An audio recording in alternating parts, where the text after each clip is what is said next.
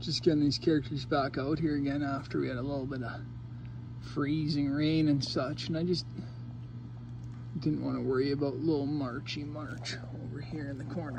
So I didn't want to worry about her, so I brought them all back inside. And it's still April here, and we have the tortoises outside for season, I can say. I think this year I'm removing the tunnel as it was a bunny hazard.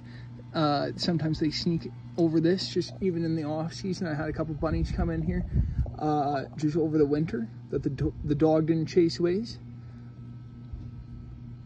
There's Dash there eating a little grass. As you know, grass is of no benefit to tortoises.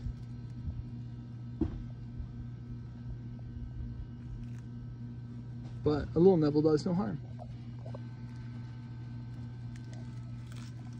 There's Marilyn. This is unfortunately only her maybe like second or third day outdoors in her life.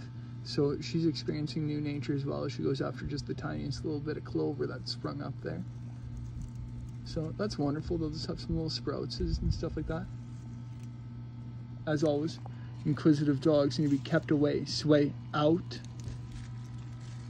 So we have the mesh that keeps her away from the dogs, or the dog away from the tortoises at all times. And the hatchlings were able to escape through that. So I think on the long term, I'll be wiring in another piece. Just like maybe slinging a little piece of string or chicken wire. Maybe you have an idea below, you could comment.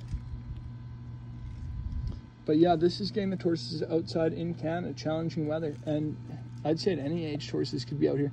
If we get a little bit better days, then the babies will come out here in their own setup, and we'll be building one if you'd like to follow and watch along our other videos of us building the baby outdoor enclosure, because I last year had them over here in with the ribgrass plantain that'll come back, and some of that echevera like chicks and hens, just right there.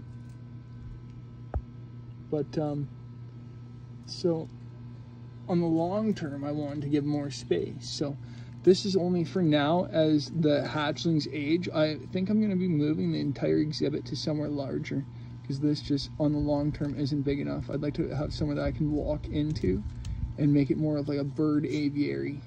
So big dreams. We'll see if I follow through with that. But in the meantime, right now, this is the best that I can offer is a 6x10 plus a 4 and a bit by 4 and a bit shed. So big dreams, and hopefully we can give these guys more space sooner than later, because at this point I'd like to call this crowded. This is your pal Hobson Scotch signing off.